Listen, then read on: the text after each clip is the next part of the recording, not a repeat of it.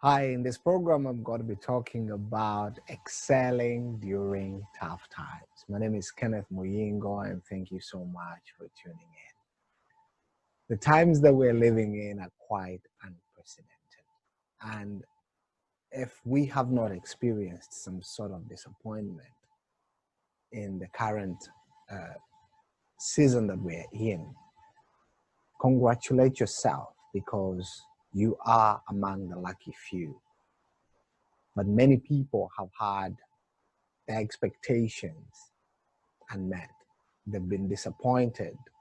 Things that they were planning to hold and build their future around have crumbled right under their feet. Things that they thought were foundations have actually proved to be sinking sand, so to say. And disappointments are part of life.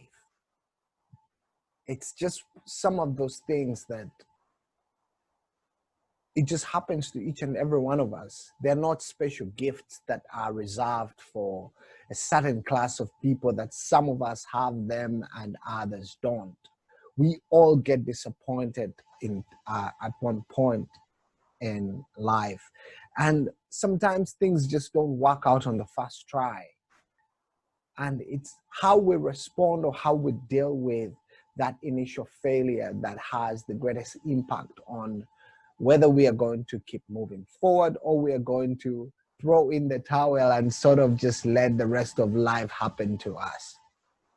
And in order to excel, what we are going to be talking about today, in order to excel during tough times, we have to develop that resilience, the ability for us to bounce back, the ability for us to excel when things are not going the way that we are supposed or we had expected, the ability for us to remain in charge even when everything else around us is falling apart.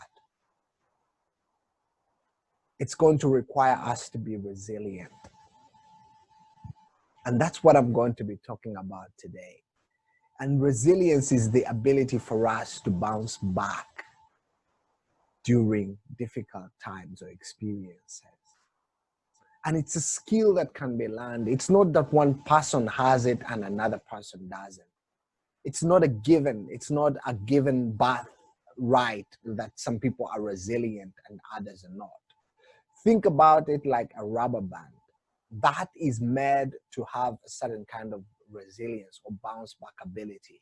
That if you stretch the rubber band to beyond that resilience limit, then it just snaps. Us as human beings, we can train ourselves to stretch our resilience, to be able to deal with more things and still stay in charge if we actually are intentional about this. It's not the tough times that we go through that determine the way our life turns out. Rather, it's the way that we respond, it's the way that we deal with these tough times that determines whether we are going to rise above the tough times or the tough times are going to rise above us. And in talking about excelling during tough times, right now, some people are going through the toughest season of their life because businesses that they had set up have been disrupted. Some have shut down. Some people had jobs that they were planning their future around. And all of a sudden, that job is either no more or there's a lot of uncertainty around it and many questions and there's fear.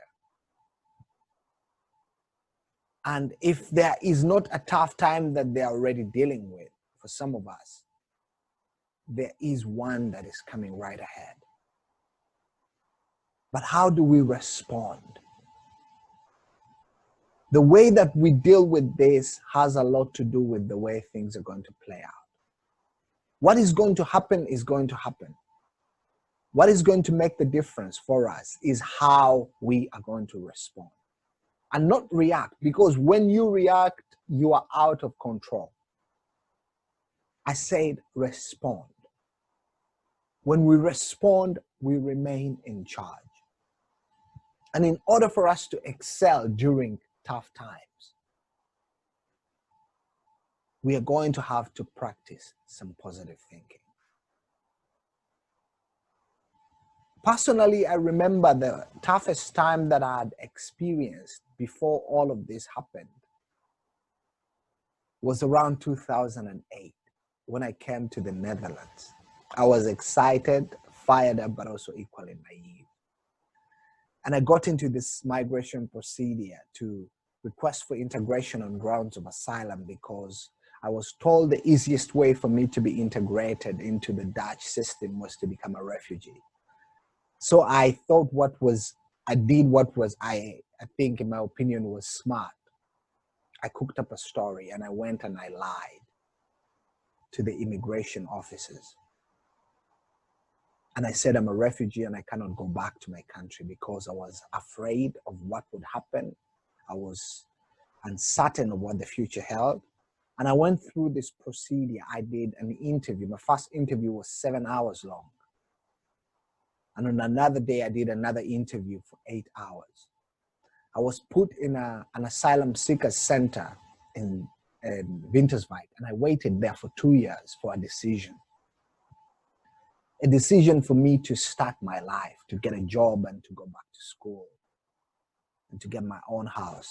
And after 2 years, they said, we don't believe you. We don't think you're a refugee. You should go back to where you came from. And if you don't leave within 10 days, we are going to arrest you. We're going to detain you and we are going to deport you. And I thought, this is the end of my life. I was so shaken up. I was so afraid. I was so uncertain. I thought my world was going to crash. At one point, I thought about even ending my own life. But I'm so glad I didn't. I asked myself a question. What is the worst that could happen? I thought they would take me to prison and maybe I would get into a fight there and they would kill me there. And I actually lived this experience. I saw it and I'm like, if this is what is going to happen, what is the next best thing that could happen? I would be deported. And I lived that experience. I went there in my mind. And once I pictured what the worst is that could happen, I summoned the courage to wait it out. And 7 days into the 10, at 7 o'clock in the morning on a Tuesday, they picked me up. The immigration police picks me up and says, as of this point, you are illegal. They knocked on my door and they said, open up. And once I opened, they said, you are illegal in this country as of this point, and we are taking you with us. And they did take me. They took me with them. And they put me in a prison, in a police station, and I waited there for 2 days. And later they took me to a detention center. And I was there for 10 months. Days felt like weeks. Weeks felt like months. And months felt like years. And I was there for 10. This was the toughest time of my life. I was so confused. I didn't know what life had in store for me. I was so worried about what was happening. I was so uncertain about what the future held. But one day in that detention center in Zeist, I saw a poster somewhere. It said, what would you say if I told you that everything that has happened in your life has had a part to play in your ending up here? And what would you tell me? What would you think if I told you that right here, right now, is exactly where you're supposed to be in order for a future that you cannot even start to think about to come into play for you? I stood there and I reflected on my life like I was looking back on a movie. I started to think about ways that I wanted to change my life. At this point in my life, I was so negative about life that I could have been put in a dark room and have developed into photographs. I was so negative that I could teach someone how to be negative about life and they would become good at it. But this one poster, this question, this these statements got me thinking about my life. And I started to intentionally seek out for opportunities and ways to change my life. And gradually, the opportunities started to present themselves. I got a book, The Power of Positive Thinking by Norman Vincent Peale. I read that book 3 times back to back. And I was just so blown away. The information that was in that book just helped me to start me on this journey of cultivating positive thinking in my life. Until then, I was so negative that even if you would tell me the best thing that has happened to you, I would find a negative way to flip it. And so I started on this journey. And looking back on my life, I started to see the good that was even in that situation, the opportunities that I had to reflect and to understand myself. And after all of this was over, I had learned so much about myself. I knew what I wanted out of life because I started with positive thinking. And what I can tell you, even me sitting here and making this presentation for you, it's because of that book, The Power of Positive Thinking. And so I just want to challenge you to cultivate positive thinking. Evaluate your life journey in light of 2 things. There's things that have happened that are out of your control, that you cannot change, even if you wanted to. The global pandemic is here, and we cannot change that. Accept the things that are out of your control. And then the second thing, count your blessings. Look at the things that are in your life that are going well and actually acknowledge them. It does not matter how bad the house you live in is. I promise you that you would rather be living in that house than to be living in the best hospital in your city. So be grateful for the things that are going well in your life. Gratitude has a unique way of opening doors for more opportunities. And be optimistic. Expect that things are going to get better for you. Expect some doors of opportunity to open in front of you. And you will see amazing things happen in your life. The second point I want to talk about is understand yourself. Understand yourself. Know yourself and what strength you have, your abilities, your potential, what turns you on, what excites you about life. For me, the best thing that happened to me being in that detention center was the time that I got with myself. I was able to ask myself the tough questions so that life did not have to do that for me. I asked myself, what is it that I want out of life? I took it a step further and I said, what is it that I want people to talk about me when my physical presence is not with earth anymore? When I'm not here anymore, what do I want people to remember about me? What do I want to leave behind? And then I asked myself, what can I do? What are the things that I do with ease? What excites me about life? What are the things that I pay attention to when I walk into a room? What draws me to people? What excites me? And I came to a conclusion that actually there's 2 things for me: to teach and to inspire. And so all the things that I do stem from these 2 things: to teach and inspire. And when I'm doing that, I am most fulfilled, because I have understood that this is the way that I have been gifted to serve humanity. I have just become self-aware of who I am. And right now, in the times that we are in, it is a great time for us to do some deep reflection. Ask yourself these tough questions. Who am I? What do I want out of life? What excites me? What turns me on? What gets me fired up? What do I want people to know and to remember about me when I'm not physically on earth anymore? What contribution do you want to make?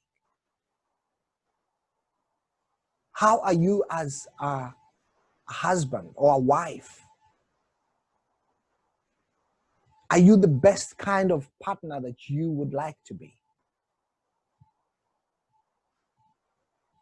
If you ask yourself these questions and answer them for yourself honestly, life will not have to ask you these questions. And things will be a lot easier moving forward. And you will find that you will be excelling during tough times. When everyone else around you seems to be like they're having a hard time, a tough time, you will be excelling. The third point that I want to talk about is build strong networks. Build strong networks. Yes, the circumstances under which we are right now, we are not able to travel and to go and sit with people physically into their homes or places of work. But the channels of communication are open. The internet is still alive. Use the available tools and technology and gadgets that you have to connect with people. Reach out to the people that you would like to connect with. There's people in life that they are the smartest in their group. If that is the case, you need a new group. If you find that you're the smartest person in your network, you need to be in a different network where there's people who are smarter than you. There's people who are doing greater things than you have done. This inspires. And if you find that you are in a place and you would like to connect with people who are in a different sort of level, you may have to pay your way into their network, because people who have succeeded are very specific about what they do with their time. And I have had some deep conversations with successful people, people who are doing things at a grand level, at a grand scale. And some of them will tell you, I'll give you all the money you want, but if I give you an hour of my time, you better take it serious. So if you are going to connect with people on a higher level, you have to be serious about your time. You have to be serious about the things they're telling you. And sometimes it may happen that we are going to get connected to these networks. When you realize that you're in a situation or a setting that people are sharing things that you are not yet in the know of, listen, ask questions, pay attention, and learn as much as you can, because at the end of the day, information that we get is what can help us. First, we get the information and then we can be able to apply it. But in getting information, don't let your learning lead to knowledge. Let your learning lead to action. Don't learn just for the sake of learning. Learn for the sake of taking action, because if you do not take action, nothing is going to change. Hear me. The fourth thing that I'm talking about is we have to be flexible. We have to be flexible and adaptable. Maybe right now, the situations that we find ourselves in, for most of us, we're having to work from home. And for us, it's a new experience. But how do you deal with that? if you are the working type? How flexible have you been with adjusting to work from home? And how adaptable have you been? There is opportunities in everything. And maybe when you look at it, you're only looking at the aspect of you having to work from home, that you are now having trouble separating your work life from your home life, or you're having issues with your work-life balance, whatever that is. Look at the opportunities that are in this. The time that you used to commute to your office is now time that you have at your disposal. If you are working from home, don't wake up 5 minutes to your starting of your working time. Wake up at the same time that you would wake up if you were to go to your office. And use the time that you have extra, the travel time, the commuter time, whether it's an hour or 2 or 30 minutes, whatever it is, invest it in your personal development. Read a book. Maybe get into some meditation. I recommend it highly. Daily meditation, you will be amazed how your life will change in 30 days. Exercise. I'll be talking briefly about that later. But be adaptable, be flexible. Somebody said something to me some time back. He said there's two kinds of people who cannot succeed in life. Those who will not do what they're told, and then those who will not do anything else. I'll say that again. There's two kinds of people who will not succeed in life. Those people who only do what they have been told, and then the other kind is those people who will not do anything else. So be flexible and be adaptable. Be flexible and be adaptable. The fifth thing that I want to talk about, seek out new challenges. Seek out new challenges. Put yourself out there. Stretch your comfort zone. Expose yourself to new opportunities. And maybe this has not been something that you have been used to. But how good are you with your communication skills? How good are you with communicating with other people on camera? Or preparing a presentation and sharing it with other people on camera? And maybe writing a book is the thing for you. But seek out new opportunities. Maybe you can start a blog or a vlog, whatever that is, about a topic that you're interested in.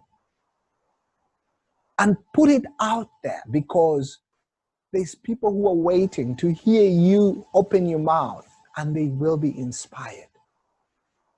There's people who are waiting for you to show up so that they can also get the inspiration that they need for their lights to come on.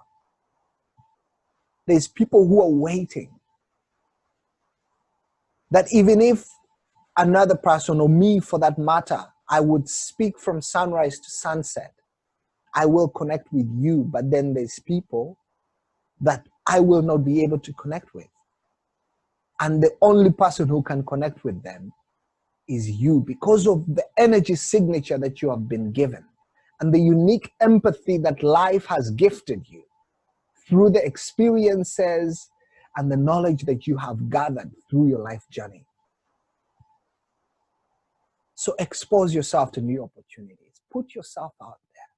Try new things. It's quite unprecedented times, but in order for us to excel, we are going to have to be willing to do some of the things that we have never done. Because if we continue to do the things that we have always done, we are going to keep having the same result that we have always had. So try new things. And in doing that, it brings me very well into my sixth point. Be kind to to yourself. Just don't hear this. I want you to listen to me. Be kind to yourself. You take yourself with you wherever you go. If someone else is unkind to you, they will leave you for a point, and you will be by yourself. Because they're not always with you, even if they're your partner and they're unkind to you. But you are with yourself all the time. If you are unkind to yourself, you have to deal with that 24 hours a day, 7 days a week, 365 days a year. Yes, the time that we are living in is quite unprecedented. We have many questions and few answers. But be kind to yourself. When things go wrong, please don't go with them. When things go wrong, please don't go with them. Please hear me. If you don't hear or remember anything else, listen to this. When things go wrong, please don't go with them. This has not come to stay. It has come to pass. Things are going to get better. Find ways to speak to yourself in a way that encourages you. If you find yourself in a situation that you don't have anything good to say about the situation you find yourself in, stay silent for a while until you have something to say, and then you can say something positive into your situation, because the words that we speak to ourselves are power. Your words are containers of power, and this power that you release into your life. So be kind to yourself.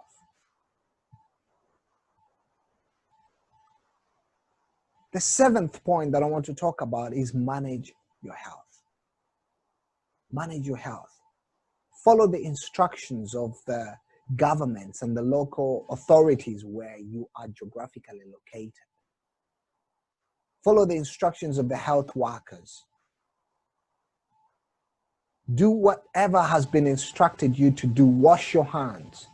Keep social distancing. Use the face masks if you have to go outside, if you need that. But most importantly, stay hydrated. Drink lots of water, at least 3 to 5 liters a day, if you can. And eat lots of vegetables. And try as much as possible to balance your diet. And then exercise. We cannot overstate the importance of this. Now that we are at home and we are not moving as much as we should, we get fecked out into just relaxing. But exercise is the reward that we give to our bodies. It's not a punishment. So use the space that you have in your home to do some exercises daily, maybe for 30 minutes at least, to get your heart racing and that blood flowing faster in your body, to get a sweat. Just break a sweat and you'll be glad that you did. You sleep better. It increases your vitality. And the most important thing is that it boosts our immune system, which is our last man of defense. When everything else around us fails us, our immune system is what will stand in for us. And unless we do the things that we need to do to do that, our immune system will not be able to stand up for us when we need to. So I wish you the very best in life and in business and work. I want all that I seek for myself to be yours as well. Health, wealth, success, and prosperity in all areas of life.